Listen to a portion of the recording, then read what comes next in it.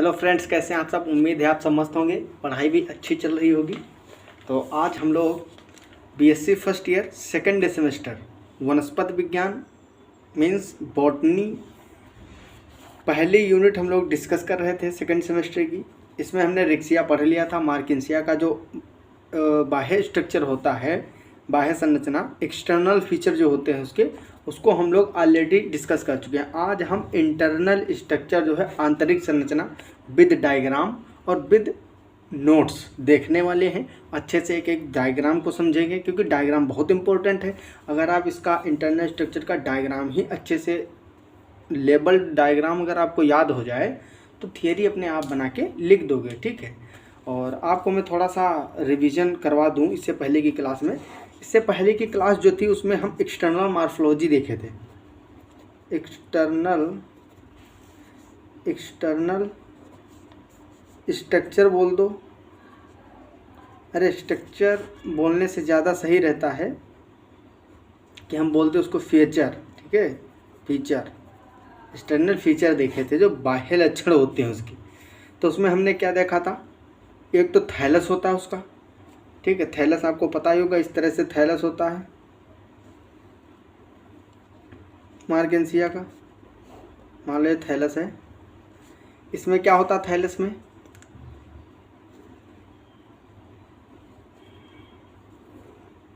जब हम external morphology देखते हैं तो क्या देखते हैं उसमें मेनली बाहर उस पर क्या क्या प्रेजेंट है। तो पहली बात तो एंथेरिडियोफोर और आर्किगोनियोफोर इस पर प्रेजेंट होते हैं। क्या प्रेजेंट होते हैं, एंथेरिडियोफोर और आर्किगोनियोफोर। ये क्या है, एंथेरिडियोफोर और ये है आर्किगोनियोफोर। आपको पता ही होगा, मैं बता दे रहा हूँ, एक बार रिवाइज हो जाएगा आपका जल्दी से। और इसका ये किधर प्रेजेंट होते हैं, ये आर्किगोनियोफोर और एंथेरिडियोफोर ये डोर्सल साइड में प्रेजेंट होते हैं। आपको मैंने बताया था कि जिसका थायरस स्ट्रक्चर होता है कैसा होता है, डोर्सो वेंट्रली होता है। डोर्सो वेंट्रली डिवाइड होता है। और कैसा होता है, ग्रीन होता है थैलस। और क्या होता है, फ्लैट होता है, या हम बोलते हैं प्रोस्ट्रेट होता है, प्रोस्ट्रेट, ठीक है। तो ये सब इसके लक्षण हैं। और इसमें ब्रांचिंग कौन सी पाई जाती है, डाइकोटोमसली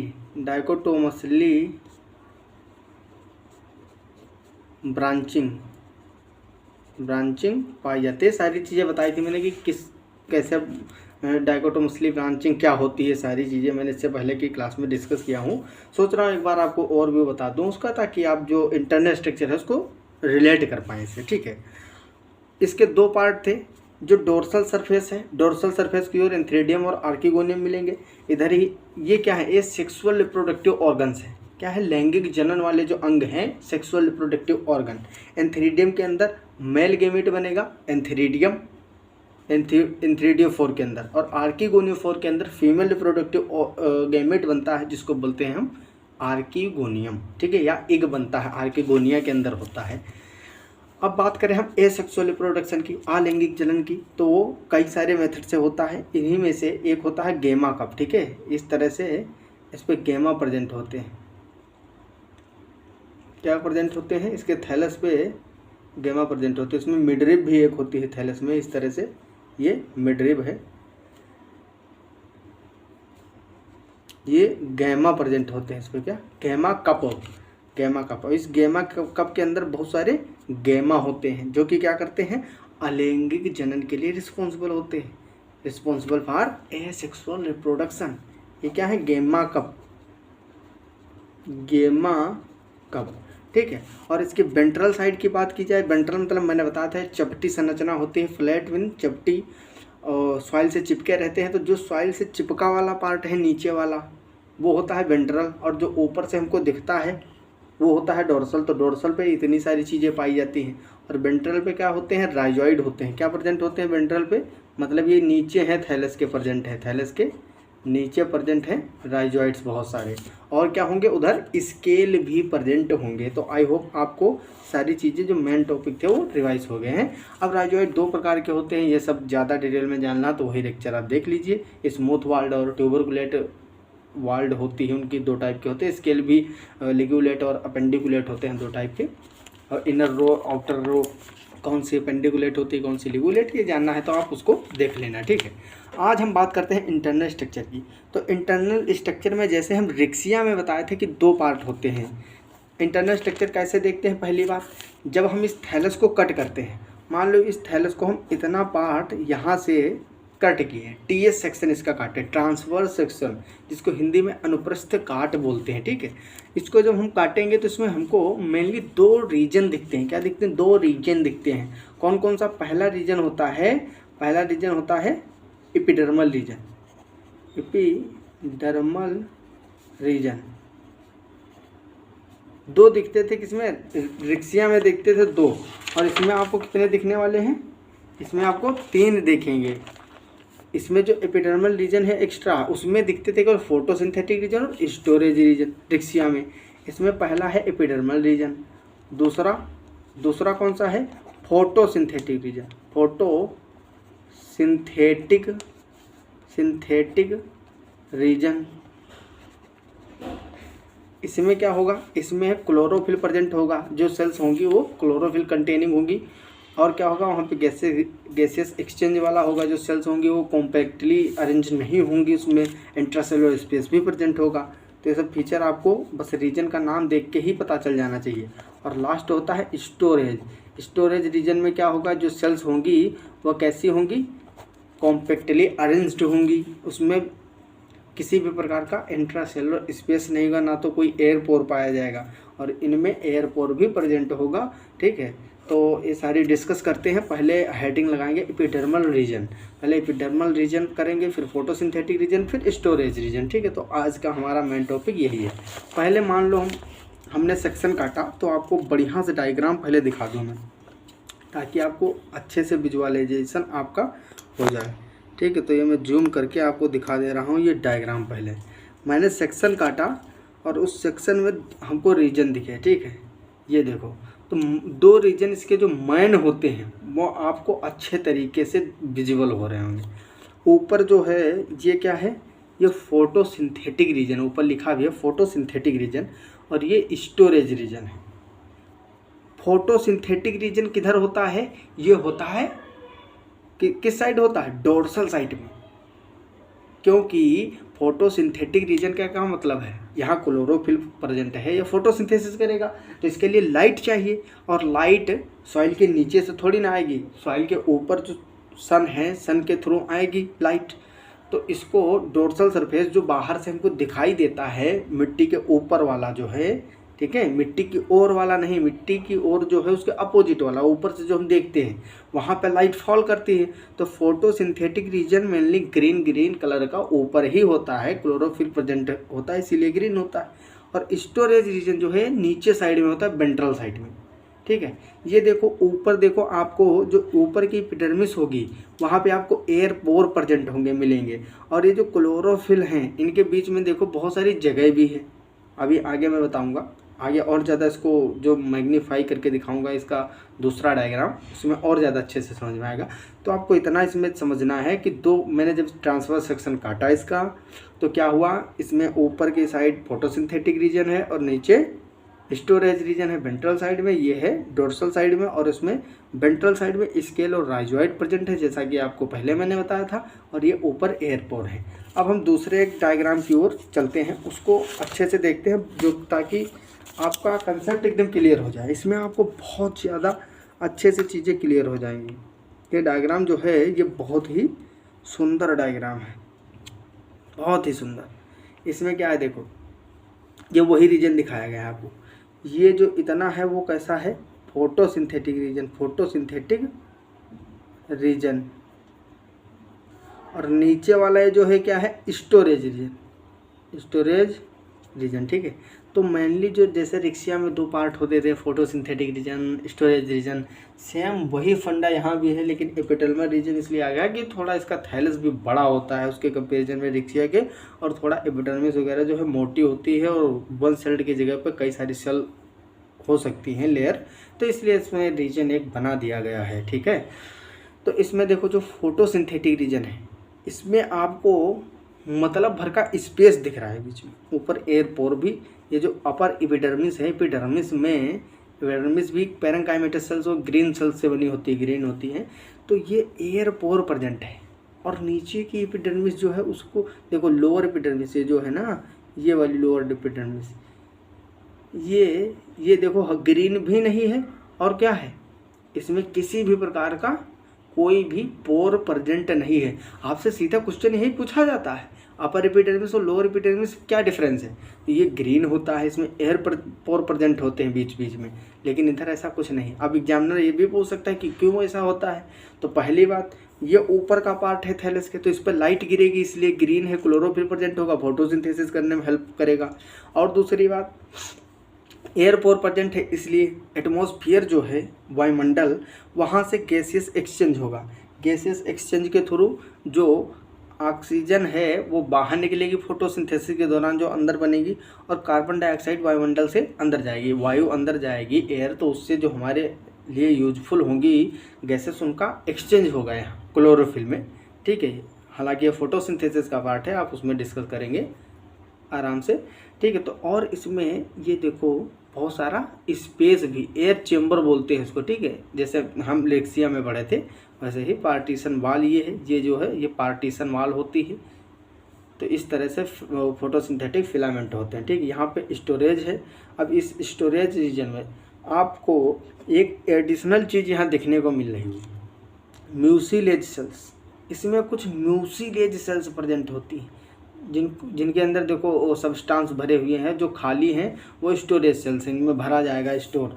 जो ऊपर फोटोसिंथेसिस से मटेरियल बनेगा, जो भोजन बनेगा, उसको कहाँ स्टोर किया जाएगा, इसे स्टोरेज रीजन में स्टोर किया जाएगा।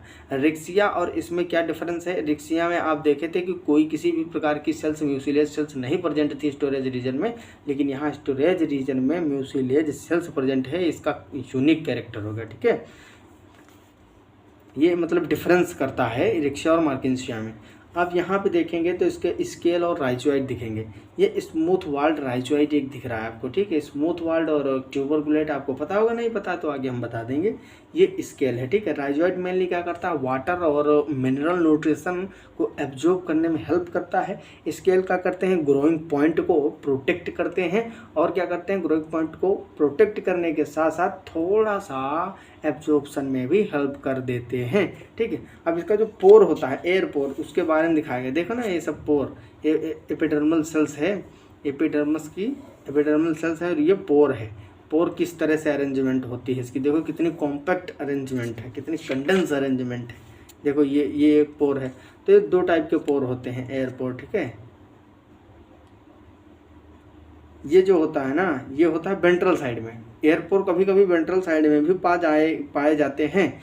ये होता है ये होता है किधर होता है, ये डोर्सल साइड में होता है। ये डोर्सल साइड वाला है, कहाँ है, डोर्सल साइड में पाया जाएगा, और ये वेंट्रल। ठीक है, ये वेंट्रल साइड का पोर है। तो ये देखो एकदम इन्नो सा छोटो सा एकदम दबा हुआ है। ठीक है, इसमें गैसेस एक्सचेंज की कोई विशेष ज़रूरत ही कहाँ है, और ये एकदम खुला है कि ताकि इसमें से गैसों का एक्सचेंज अच्छे से हो सके। तो अब आपको मैं नोट्स दिखा दूं ताकि आप लोग चीज़ों को नोट कर सकें, और जो हमने अभी तक समझा है उसको कैसे लिखेंगे पेपर में, उसको समझना है यहाँ से। ठीक है, तो इंटरनल स्ट्रक्चर में मैंने cross section of the thallus so the distinct region. जब हम क्रॉस सेक्शन काटते हैं तो 3 रीजन हमको दिखते हैं अलग अलग। पहला एपिडर्मल रीजन, दूसरा फोटोसिंथेटिक रीजन, और थर्ड होता है स्टोरेज रीजन। फर्स्ट है एपिडर्मल रीजन।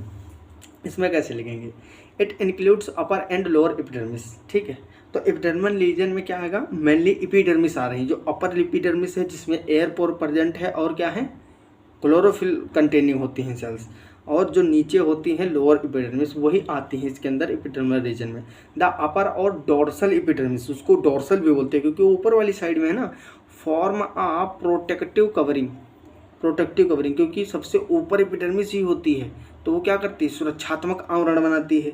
अब द फोटोसिंथेटिक रीजन, जो फोटोसिंथेटिक रीजन देखो ना यहाँ पे, ये क्या है, ये फोटोसिंथेटिक फिलामेंट है। फोटोसिंथेटिक रीजन के ऊपर ये अपर एपिडर्मिस है या डोर्सल एपिडर्मिस, जो कि क्या कर रही है, ये प्रोटेक्ट कर रही है। ठीक है, प्रोटेक्शन के लिए बहुत ज़्यादा ज़रूरी होती है। It is interrupted by many barrel shaped airpores, barrel shaped airpore बहुत सारे इसमें बीच बीच प्रेजेंट है, आपको मैंने अभी दिखाया। दैट ओपन इंटरनली, नीचे की ओर खुलते हैं, इनटू एयर चेम्बर्स, कहाँ खुलते हैं, नीचे की ओर एयर चेम्बर में वो खुलते हैं। Each pore is usually surrounded by 4 to 8 superimposed tiers of cells. आपको यहाँ पे दिखाता हूँ मैं, ये जो है एक जो एयर पोर होता है, इसमें 1 2 3 4 5 6 7 सेल्स है। ठीक है, तो ये क्या होता है, 4 to 8 टियर ऑफ सेल्स, ठीक है, टियर ऑफ सेल्स बोल देते हैं, इससे बना होता है। अब हम आगे बात करें इसमें, and each tier consist of a ring of 4 to 5 cell. ठीक है, तो देखिए यो आप एक में मैंने आपको अभी काउंट करके दिखाया, तो उसमें 7 सेल्स थी, तो वो एक टियर है। एक टियर में लगभग 4 से 5 सेल या 6 7 भी हो सकती हैं। 10 cells of the lowermost tier project inward giving the pore as star shaped appearance. ठीक है, जो नीचे होते हैं, आपको भी मैंने दिखाया था, जो वेंट्रल वाला था वो स्टार शेप्ड में था। half of the tears project above the level of the dorsal epidermis and the other half protrude into the air chamber below the epidermis. The pores thus have comparatively wide pore passages in the middle than on the margin. The pores are analogous to stomata. ठीक है, तो जैसे कि जो इससे ज़्यादा higher plant हम देखेंगे, तो उसमें देखेंगे कि जो गैसेस एक्सचेंज के लिए जो स्ट्रक्चर होते हैं वो मेनली क्या होते हैं, स्टोमाटा। तो ये क्या है, स्टोमाटा का एनालोगस माना जाता है, क्योंकि काम वही करता है। आगे हम देखेंगे कि जो देखो, जो प्लांट आगे हम अभी देख रहे हैं, पुष्पी पौधे हैं, फ्लावरिंग प्लांट वगैरह, ये सब इनका एवोल्यूशन कहीं ना कहीं इन्हीं से हुआ है। इनसे क्या आएंगे, टेरिडोफाइट और जिम्नोस्पर्म इसी से इवोल्व होंगे, उसके बाद में एंजियोस्पर्म आएंगे। तो जो ज़्यादा एडवांस्ड प्लांट हैं, तो कहीं ना कहीं इन्हीं से उनका एवोल्यूशन हुआ है। ठीक है, ये उनके पूर्वज ही माने जा सकते हैं और माने जाते भी हैं। ठीक है, बहुत सारी थियरी हैं, वो हम आगे पढ़ेंगे। तो आपको ये पता रहना चाहिए, यही एयर पोर आगे चलकर स्टोमाटा में बदल जाएगा। ठीक है, तो इसीलिए लिखा था pores are analogous to stomata but the cells of the pore wall do not control the pore size। यही बस खास बात है, like the guard cells of stomata। समझ रहे हो, तो स्टोमाटा आपसे एग्जामिनर क्वेश्चन पूछेगा कि स्टोमाटा जो होता है उसमें और एयर पोर में क्या डिफरेंस है। इसमें देखो ऐसी सेल है जिसमें कॉन्ट्रैक्शन वगैरह नहीं हो सकता है। ठीक है, ये खुले ही रहते हैं हमेशा। क्या होता है, हमेशा खुला रहता है ऐसे ही। और स्टोमाटा की कैपेसिटी होती है कि वो कॉन्ट्रैक्ट कर सके खुद को। गॉड सेल्स में क्या होता है, वो टर्जिड हो जाते हैं। ठीक है, उसमें स्फीति भी आ सकती है, क्योंकि वो वाटर को एब्जॉर्ब कर लेते हैं। उसमें सोडियम पोटेशियम और ये सब देखे होंगे, आयनिक जो है बैलेंस इधर उधर होता है, तो उसमें कई सारे मैकेनिज्म चलते हैं जिससे कि वो कॉन्ट्रैक्ट भी कर सकता है। और तो यही डिफरेंस होता है पोर और स्टोमाटा में। The lowermost layer of the storage region forms the lower epidermis. जो नीचे वाला वेंट्रल साइड में स्टोरेज रीजन होता है, उसकी जो एपिडर्मिस होती है उसको बोलते हैं lower epidermis. The cells of the lower epidermis give rise to rhizoids and scales. ठीक है, तो उसमें पोर एयर पोर नहीं होते, उसमें राइजॉइड और स्केल होते हैं, मैंने आपको पहले ही बताया था। अब हमारा जो सेकंड रीजन आता है फोटोसिंथेटिक रीजन, तो मेनली इसमें क्या होता है, इसमें एयर चेम्बर प्रेजेंट है, फोटोसिंथेटिक फिलामेंट है। ठीक है, पार्टीशन वॉल पाई जाएगी और ये फोटोसिंथेसिस में हेल्प करते हैं, यही सब लिखना है। The upper epidermis is followed by a large number of air chamber. बहुत सारे एयर चेम्बर भी आपको दिखाए थे जिसमें फोटोसिंथेटिक फिलामेंट थे। These chambers develop schizogenously and are separated from each other किसके द्वारा? पार्टीशन वाल के द्वारा, एक by a single layered partition wall. ठीक है, पार्टीशन वाल के थ्रू ये अलग किए जाते हैं। Made up of 4 to 6 chloroplast containing thin walled cells. The air chambers are usually uniform in shape and are arranged in a single horizontal row. Many simple or branched photosynthetic filaments arise from the floor of each chamber. The filaments are composed of chloroplast containing cells. ठीक, तो आपको पता ही था। और वो function क्या करेंगे? Photosynthesis show करेंगे। अब लास्ट हमारा आता है स्टोरेज रीजन। इसका काम क्या होता है? वही जो स्टोरेज मटेरियल था उसको, जो भोजन बना था फोटोसिंथेटिक रीजन में, उसी फूड को स्टोर करेंगे। It lies immediately below the photosynthetic region. Just immediately word use किया है, देखो, इमीडिएटली मतलब तुरंत बाद। जो फोटोसिंथेटिक रीजन होता है उसके तुरंत बाद क्या प्रेजेंट होता है? Storage region. As a compact zone of several layers of polygonal parenchymatous cells. मैंने आपको बताया था कॉम्पैक्ट होता है। क्या होता है? कॉम्पैक्ट, क्योंकि यहाँ पे किसी एयर या फिर गैसेस एक्सचेंज की कोई ज़रूरत नहीं है, तो इसलिए इंट्रासेलुलर स्पेस है नहीं, तो कॉम्पैक्टली अरेंज होती हैं, डेंसली अरेंज्ड बोल सकते हैं। ठीक है, और क्या बोलेंगे? ये कैसे सेल्स होती हैं? पैरेंकाइमेटस तो होती ही हैं, लेकिन पॉलीगोनल होती हैं। इनका जो शेप होता है वो पॉलीगोनल पैरेंकाइमेटस सेल्स होती हैं। The storage region is thick in the centre and gradually tapers towards the margin. Centre जो होता है, सेंटर में थिक होता है थोड़ा। The cells of this region are devoid of chloroplast. ठीक है, इसमें जो है अब्सेंट होता है, डिवॉइड लिखा है, डिवॉइड। ठीक है, तो यहाँ पे क्लोरोप्लास्ट अब्सेंट होगा। Do not have intracellular space in between them. ठीक है, तो इन सेल्स में इंट्रासेलुलर स्पेस भी नहीं प्रेजेंट होगा। ये सारे इंपॉर्टेंट पॉइंट है, यही तो मोस्ट इंपॉर्टेंट पॉइंट है। ठीक है, most of the cells of the storage region contain starch or protein granules and some mucilage और oil containing cells। ठीक है, तो इसमें प्रोटीन, स्टार्च और ग्रेन्यूल्स, देखो ये जो फूड मटेरियल है उसी को तो स्टोर करेंगे, तो वही मेनली हमको देखना भी है। Cells are also present, mucilage cells are also present. The cells of the midrib, जो मिडरिब के एक्रोस सेल्स होंगी, midrib region are tangentially elongated and have reticulate thickening. ठीक है, तो ये आपका पार्ट हो गया इंटरनल स्ट्रक्चर। हमने सेक्शन काटा बढ़िया से और उसको समझा। तो आई होप आपको सारी चीज़ें अच्छे से समझ में आ गई होंगी। अगले लेक्चर में हम लोग डिस्कस करेंगे मार्केंसिया का रिप्रोडक्शन, जिसमें हम पहले वेजिटेटिव रिप्रोडक्शन फर्स्ट क्लास में कंप्लीट करेंगे, उसके बाद में हम देखेंगे सेक्सुअल रिप्रोडक्शन। ठीक है, तो पहले वेजिटेटिव रिप्रोडक्शन और सेक्सुअल रिप्रोडक्शन की क्लास जो होगी थोड़ा लॉन्ग हो जाएगी, क्योंकि सेक्सुअल रिप्रोडक्शन जो है काफ़ी बड़ा होता है इसका। ठीक है, बहुत बड़ा होता है।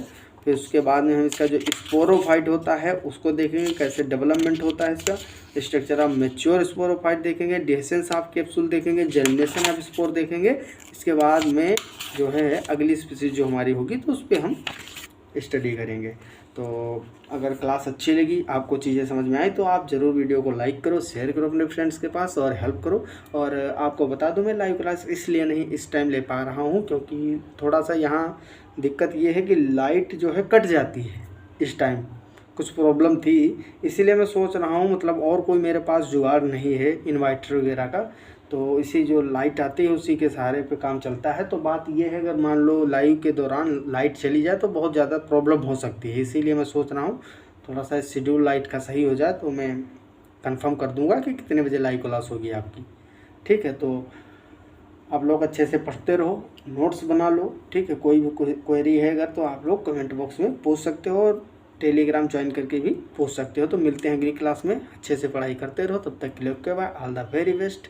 जय हिंद, जय भारत।